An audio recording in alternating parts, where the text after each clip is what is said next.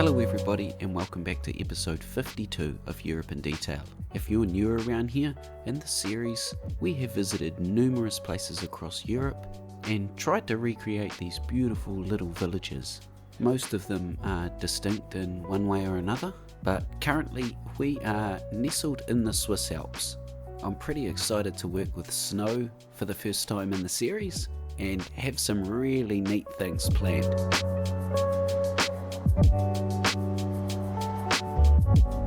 Some of these hills that are directly surrounding Lauterbrunnen didn't really look as realistic as I'd like them to, so I'd like to address that before we do anything else. I would like to lift the snow line to a more realistic level, and then I'm going to plant far more trees down at the base of the mountain. We'll also put some snowy trees right where that tree line meets the snow.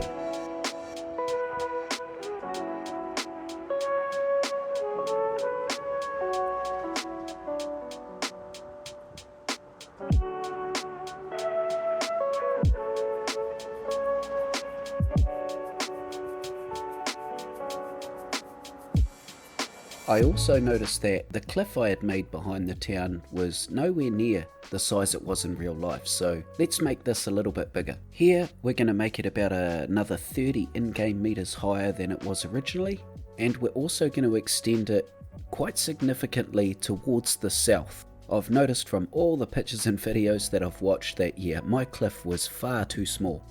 To do this in the game, I'm using a combination of the Level Off Terrain tool and the Slope Making Terrain tool. These two together means we can just shape and create this cliff that looks like it's been carved out by glacial runoff. The cliff is topped off with trees on the very top and also some patches of trees creeping their way up the base of the cliff.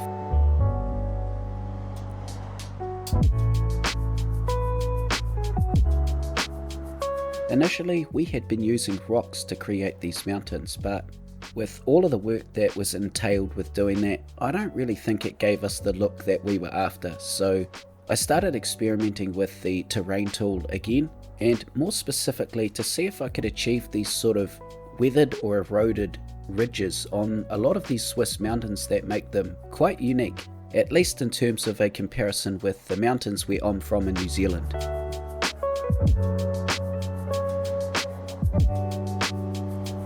Let's place in some of the more rural roads in our town now. These roads will eventually be surrounded by beautiful farmland. To keep this as in tune with the real life Lauterbrunnen, these roads are not straight at all. They are constantly curving, they're constantly changing elevation, and also they're quite narrow, so you will see me change that road up. Then we can start plopping down some little wee chalets that are going to double as our farmhouses or rural properties. Then I'm going to place in some tree lines and fences that are going to double as the barrier between different paddocks. Those paddocks may be different types of grasses, some paddocks may be being harvested, and some may have just been left overgrown.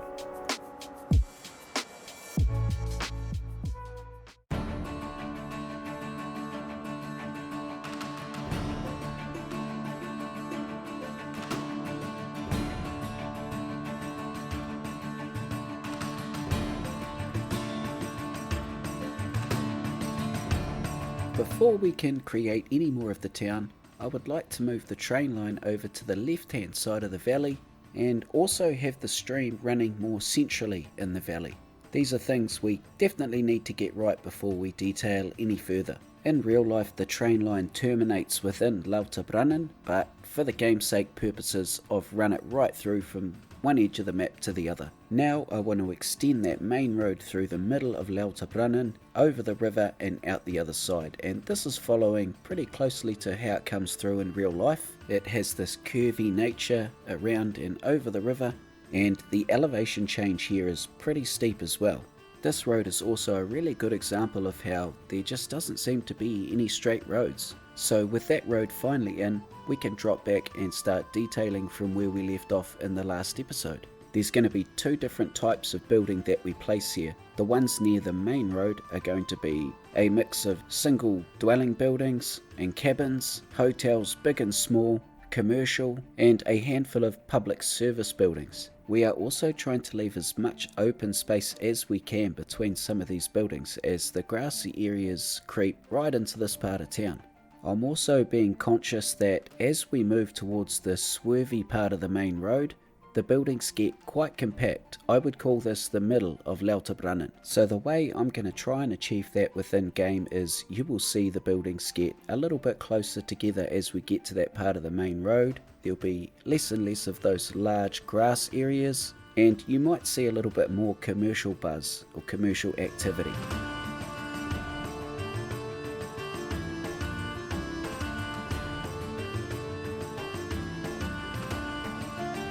I believe that creating variety can add more realism, and this little stone retaining wall here is a good example of that. I'm trying to make it look like the road has been cut into the hillside a little bit here, and it sort of swells against one side of the road, and I guess this is just something you might not expect to see. It doesn't really have any purpose within game except to look like something, so it's purely cosmetic, but like I mentioned, I really do think these sorts of things help with the realism.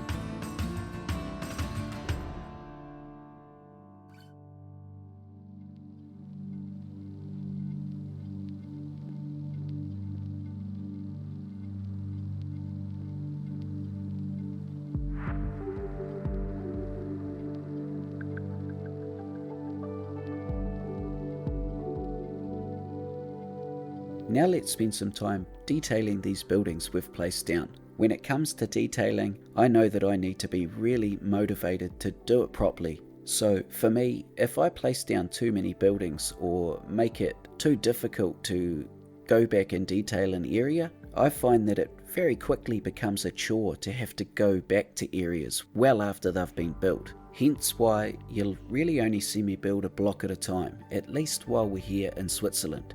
It's a great feeling knowing that all the detailing's been done as I build these blocks and there's nothing I have to go back to. So what do we see here on the main street in terms of details? Well, we see lots of restaurants. These include tables out on the sidewalk and sometimes wrought iron fences, sometimes stone fences that sort of add a little bit of privacy. We also see quite a few ski and snow rental places. And I'm also not forgetting to let that vegetation creep in places. I'm also using a lot of decals to create realism on the ground, in specific like scattered leaves around the bushes and just general wear and tear and staining on the concrete.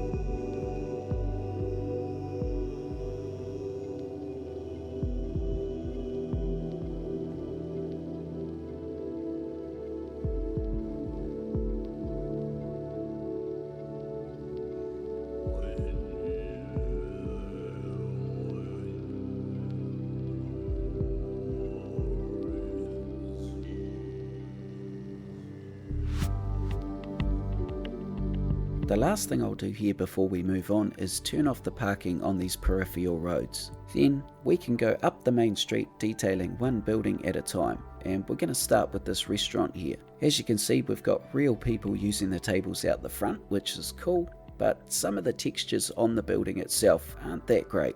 So let's add a few props in here and make this look a little bit more realistic, but we still want to do it in a way where we can see the citizens using it. Some of the things I'll look to add are awnings, a more realistic decal on the ground, and then maybe some nice flower pots somewhere.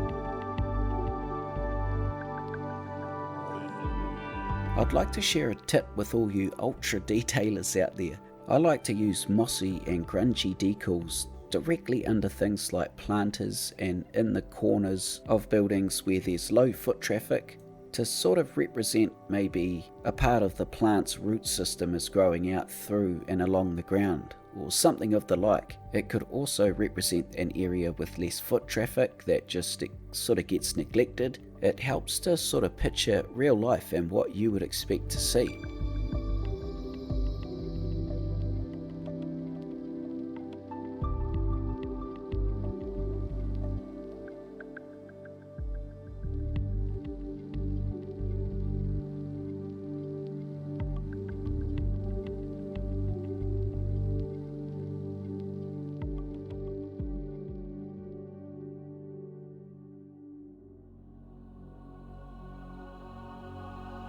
It was about this point here where something really weird happened, and a node on a path I was placing down just rose right up to the absolute limits of the game. It made me laugh and it made me very scared at the same time.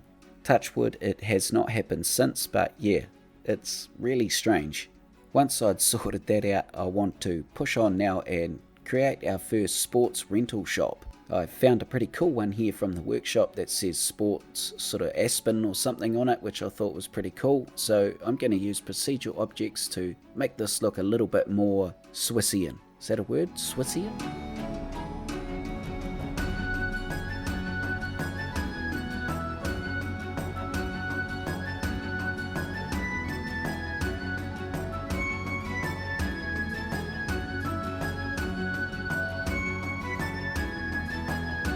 If you guys watched the last episode, you'll know that I'm sort of putting in a big effort to make all of these balconies out the front of these buildings usable with pedestrian paths.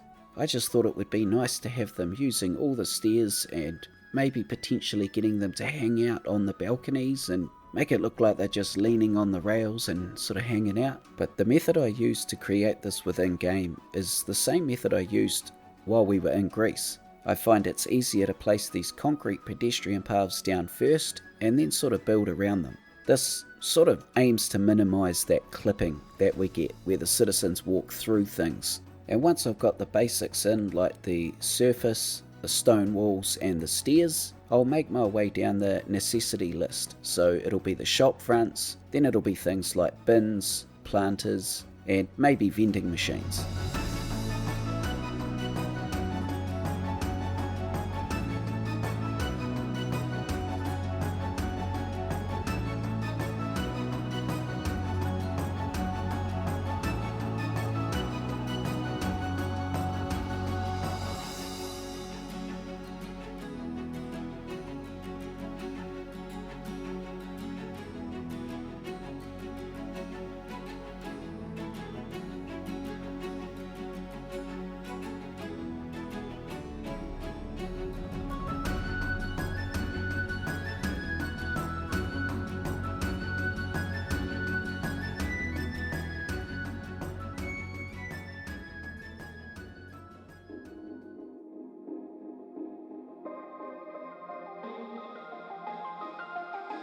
This is always one of the most exciting bits for me, when we can come back and fill in all of the blank spaces between what we've built.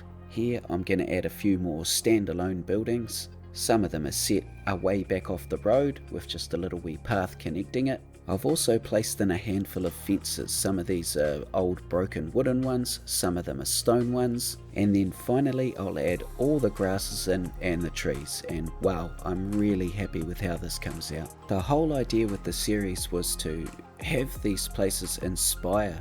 I want to feel like we are transported to that place.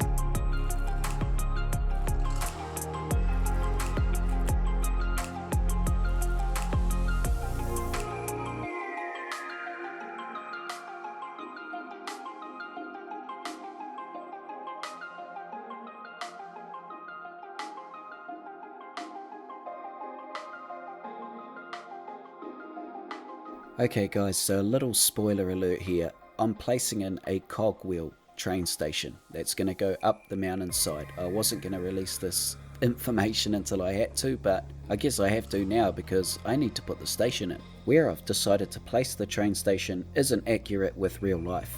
What it does create, however, is a large retaining wall is needed on the side of the road, which is what we see in the real life Lauterbrunnen. So down where the station is, I'm going to add a loop to the end of the road for any buses or shuttles. There's also parking down there and a couple of service buildings. And I've also spent time creating those custom signages like I explained in the last episode. Now let's swing around and detail a little bit more of our main street. You can see here the buildings have got much more compact.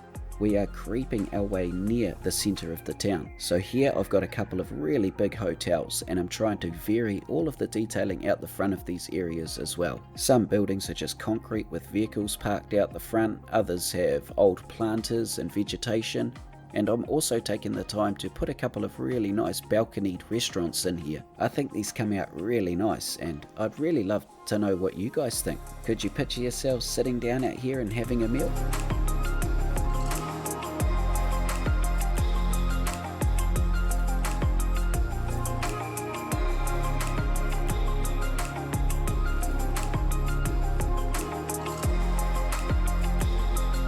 Well, I hope you guys enjoyed our further foray into the fantastic Switzerland. This episode originally went for about 21 minutes, but I edited out pretty much just a whole lot of nothing, so I'm sorry if it's not as long as you would have liked it to be. But this will indeed be our last place we visit in the series. With the announcement of City Skylines 2 and a couple of other things I've got planned for the next few months, yeah, I just don't see it going any further than Switzerland. So let's try and enjoy it while we're here. Thank you guys again for watching. I really appreciate it. A thumbs up does me absolute wonders. And as always guys, look after yourselves, look after each other, and I'll see you on the next episode. See you later.